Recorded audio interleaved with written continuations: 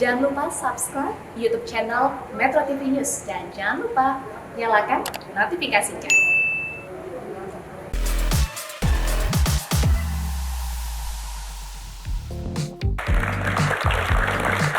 Terima kasih sahabat Dasar, Anda masih bersama kami tentunya di Gaspol. Gaspol memang. Pak Ustadz, seperti yang tadi telah saya sampaikan, kan di awal ini kita udah polling nih Pak Ustadz. Ya. Apa yang bisa mencederai kesetiaan, dan inilah pollingnya dan jawabannya.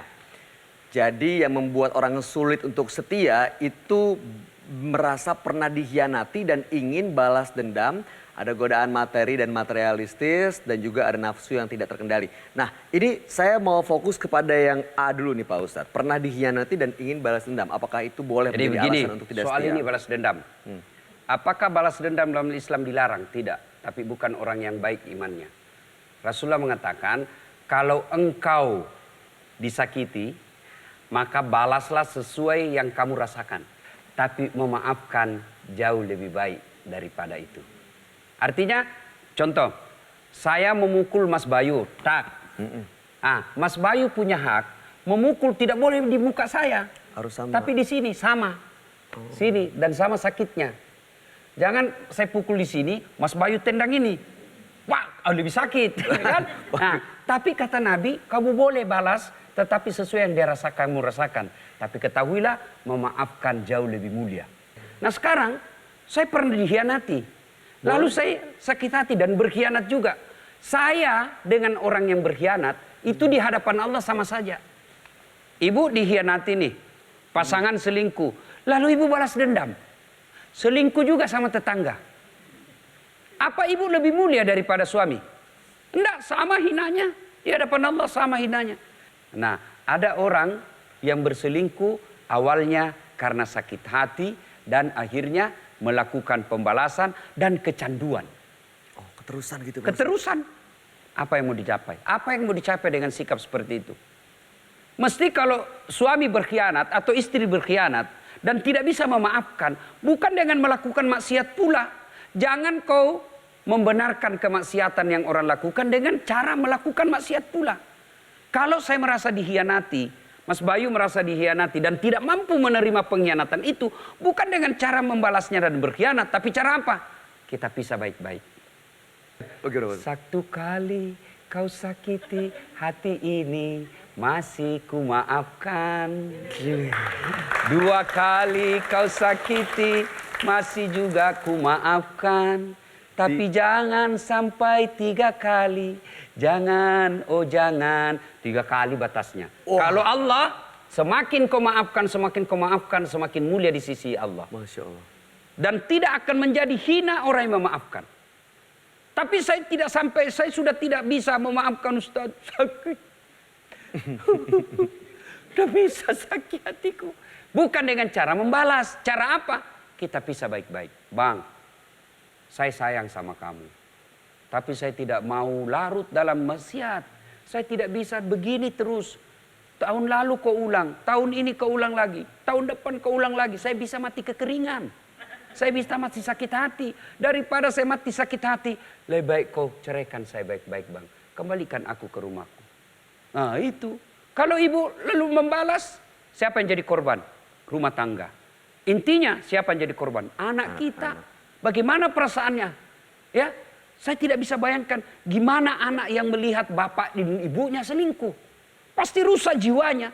Ketika rusak jiwanya anak kita, maka bukan cuma di dunia ibu akan melihat kehancuran anak, tapi di akhirat ibu nanti akan dapat tanggung jawab yang sangat besar. Auzubillah min dzalik. Ustadz Dasar, mengenai rumah tangga yang rusak, ini apa yang harus dilakukan? Nah, berikut ini ada satu narasumber Pak Ustadz. Ya. Yang kita nggak bisa menghadirkan beliau karena ingin identitasnya disembunyikan. Ingin curhat berkaitan dengan tema kita hari ini. Soal kesetiaan. Untuk menjaga privasi beliau, langsung saja kita sapa. Halo, Assalamualaikum. Assalamualaikum Mas Bayu, Pak Ustadz. Assalamualaikum. Waalaikumsalam. Salam Gaspol Pak Ustadz. Ya, katakanlah ini sebut saja Ibu Mawar ya. Iya, boleh Mas Bayu, terima kasih. Jadi begini Pak Ustadz, bukan mau membuka aib tapi mau curhat. Saya ada suami, juga anak-anak. Suami saya ini cukup luar biasa bertanggung jawab Pak Ustadz. Secara material pada saya juga anak-anak. Tapi saya itu juga belum bisa tenang gitu Pak Ustadz. Karena seringkali saya itu menemui suami saya itu chat dengan teman perempuan, juga sering kerja keluar kota bersama. Nah, saya itu pernah menanyakan langsung ke suami saya mengenai kebiasaannya tersebut. Tapi reaksinya ketika saya tanya itu reaktif banget gitu Pak Ustadz. Meminta saya nggak usah ikut campur dengan hal yang dia lakukan dengan temannya. Dia merasa bahwa itu hak dia bekerja dan harus berhubungan dengan banyak orang, termasuk juga dengan teman perempuannya tersebut Pak Ustadz. Kesabaran saya itu seperti dipermainkan gitu Pak Ustadz di depan mata semacam Ibu, itu. maaf saya potong dikit ya Bu ya. Iya. Apakah yang membuat Ibu itu merasa tidak nyaman karena suami sudah cenderung melakukan pengkhianatan dalam arti mesum? Saya belum menemui secara langsung karena saya memang berkomitmen tidak mencari-cari. Saya tidak mencari-cari. Saya sudah paham. Iya. Semua perempuan akan mengalami hal yang sama perasaannya Ibu. Tetapi jangan lupa ada makhluk Allah yang selalu mengganggu rumah tangga kita, yaitu syaitan. Syaitan bisa masuk ke dalam rumah tangga kita dengan menimbulkan sakwa sangka, curiga yang berlebihan. Waspada boleh Bu, curiga boleh, tapi jangan menjadi curiga yang berujung kepada sangka buruk. Ya, kalau misalnya suami chatting dengan perempuan, ternyata konten atau isi chattingannya itu berkaitan hanya dengan pekerjaan, kalau ibu juga masih cemburu, itu yang disebut cemburu buta. Ya, kalau isi chattingannya masih bercanda-canda, tidak menyerempet kepada maksiat, tidak ada konten-konten porno, membangkitkan syahwat, saya kira ini masih bisa ditolerir. Ibu jangan sampai dihasut oleh setan sehingga ibu membuat suami merasa tidak nyaman. Ketika suami sudah merasa tidak nyaman di rumah, akhirnya suami selalu bohong. Bohong itu sudah mulai dosa. Kemudian lama-lama terbiasa bohong, akhirnya tidak betah di rumah. Tidak betah di rumah, setan masuk lagi. Akhirnya apa? Malah ketemu dengan perempuan itu. Ketemu dengan perempuan itu, setan masuk lagi. Akhirnya apa? Terjadi perzinahan. Nah, poin kedua, soal ibu curiga dia selalu ketemu di luar pekerjaan. Ya, apa boleh buat? Suami bekerja untuk memenuhi kebutuhan dan sering keluar daerah. Mungkin kewajiban kantor yang membuat sama pekerjaannya. Maka kalau ibu sayang kepada suami, ikut sama suami. Dampingi gitu. Dampingi. Cuma kompensasinya ada biaya tambahan. Uang keluar dari rumah tangga. Suami juga kalau sudah dicurigai begini, ya sebagai kepala rumah tangga yakinkan bahwa kamu tidak berkhianat. Jangan mengatakan saya tidak berkhianat, tapi didapat WhatsApp-nya, hai sayang, jangan lupa makan obat dulu sayang. Waduh. Karena perempuan fitrahnya, sekali kau melakukan kesalahan, susah dilupa. Kalau kita tidak mau dicurigai, yakinkan bahwa saya tidak berkhianat. Ya, maka caranya setiap mau keluar rumah, peluk istri, minta doakan, Dek doakan saya, ya, saya selamat, saya sukses cari nafkah. Saya dilindungi oleh Allah, saya dipelihara oleh Allah lahir batin. Tidak usah kau cemas, cintaku hanya satu. Boleh banyak perempuan di luar, tapi percayalah hanya engkau yang ada dalam hatiku. Dahsyat sekali. Ya kan? Nah, kalau perlu sekali-kali bohong. Ya. Bohong yang bolehnya gimana tuh Pak Ustadz? Bohong untuk menyenangkan hati istri. Misalnya? Boleh banyak perempuan di luar, tapi engkau tetap menjadi ratu dalam istana hatiku.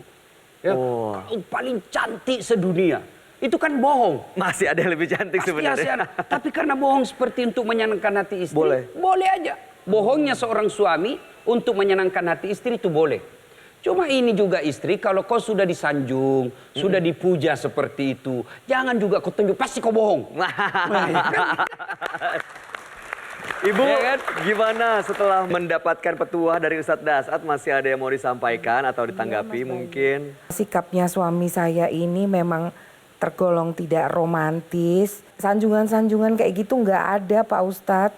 Nggak pernah. Nggak tahu saya dianggap ada atau nggak ada ya Pak Ustadz. Saya juga nggak berani, suami saya juga melarang untuk membuka handphone atau pinjam handphone aja juga nggak diperbolehkan gitu Pak Ustadz. Satu-satunya alasan saya masih bertahan itu ya karena ada anak-anak Pak Ustadz. Masya Allah, Ibu. Gini. Saya nggak bisa lagi bagaimana Ya. ini Pak Ustadz gitu Pak. Masya Allah. Baik. Bu, gini. Satu, ini penting, camkan baik-baik. Jangan membandingkan suamimu dengan suami orang lain. Saya punya kelebihan. Mas Bayu punya kelebihan. Bapak ini punya kelebihan. Maka pasti stres kalau kau hanya mau menerima kelebihan pasanganmu tanpa kau mau menerima kekurangan. Tidak mungkin. Ada orang suami, tidak romantis mulutnya. Tapi dia apa? Punya tanggung jawab materi. Semua kebutuhan istrinya terpenuhi. Ada juga orang romantis bibirnya. Sayang aja, sedikit ketemu lagi sayangku. Aku tidak bisa hidup tanpa kau di sampingku. Tapi kebutuhan dapur tidak terpenuhi. Maka kalau mau bahagia, lihat sisi baiknya suami. Jangan selalu sisi negatif. Ketika Anda selalu lihat sisi negatif dan sangka buruk, yakin hati dan pikiranmu lagi dikuasai oleh setan. Dan percaya setiap pasangan pasti punya kelebihan, pun juga pasti punya kekurangan. Ya, maka yang baik, terima kekurangannya, syukuri kelebihannya, lalu mengadu kepada Allah. Ya Allah, suami saya kasar ngomong ya Allah. Sudah kuberitahu, sudah kasih, tapi tidak bisa ya Allah. Bimbing tuntun suami saya ya Allah. Jangan bosan untuk berdoa. Allahu Akbar. Kalau suami kasar, lalu ibu berdoa terus. Ibu berdoa. Apa ndak untung ibu? Suami dapat dosanya karena kasar, ibu dapat pahalanya karena sabar. Pahala apa lagi? Pahala bangun sholat. Berarti Allah mencintai ibu dengan menghadirkan suami yang banyak masalah. Coba kalau masalah tidak ada, suami tidak ada masalah, maka ibu tidak tahu bersyukur. Ibu tidak tahu beribadah. Ibu tidak akan bangun sholat tengah malam. Tapi karena Allah hadirkan suami yang banyak masalahnya, maka ibu dapat pahala sabar. Dan pahala sabar itu luar biasa. Innallaha ma'as-sabirin.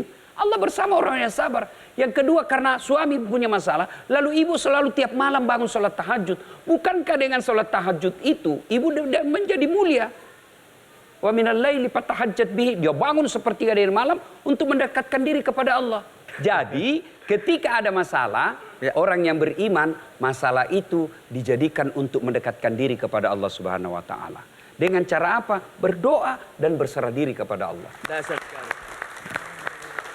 Baik Ibu Mawar, kami turut prihatin atas apa yang Ibu alami. Mudah-mudahan Allah memberikan hidayah buat Ibu dan suami. Dan sekali lagi mudah-mudahan Ibu bisa bertahan di rumah tangga. Bukan semata-mata karena anak, tapi memang karena cinta kepada Allah. Dan juga rumah tangga Ibu bisa kembali seperti sebelumnya. Sakinah Terima mawaddah kasih warahmah. Mas Bayu, terima kasih Pak Ustadz. Ibu Mawar sudah berbagi cerita. Terima kasih. Jangan kemana-mana, sesaat lagi kami akan buka sesi pertanyaan untuk itu tetap di sini di Gaspol. Gaspol memang. Semua orang menuntut kesetiaan, tapi apakah Anda bisa dituntut untuk setia? Ya, jangan seperti anak SMA sekarang. Belum menikah papa. Bunda.